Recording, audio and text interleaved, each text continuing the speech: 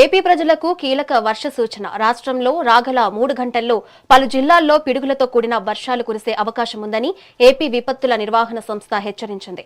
ఈ మేరకు వాతావరణ తీవ్రతను బట్టి జిల్లాలకు వివిధ అలర్ట్లను జారీ చేసింది. ఉత్తరాంధ్ర జిల్లాలైన శ్రీకాకుళం, మన్యం, విజయనగరం జిల్లాలకు రెడ్ అలర్ట్ ప్రకటించింది. ఈ జిల్లాల్లో అక్కడక్కడ పిడుగులతో కూడిన మోస్తారు వర్షాలు కురిసే అవకాశం ఉందని తెలిపింది. ఇక అల్లూరి సీతారామరాజు జిల్లాకు ఆరెంజ్ అలర్ట్ జారీ చేస్తుంది.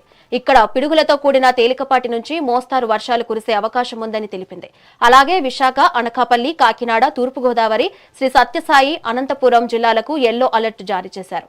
ఈ జిల్లాల్లో పిడుగులతో కూడిన తేలికపాటి వర్షాలు పడే అవకాశం ఉంది. వర్షం పడే సమయంలో ప్రజలు అప్రమత్తంగా ఉండాలని, పొరపాటున కూడా చెట్ల కింద, విద్యుత్ స్తంభాలు, భారీ హోర్డింగ్స్ వద్ద నిలబడకూడదని విపత్తుల నిర్వహణ సంస్థ గట్టిగా విజ్ఞప్తి చేసింది.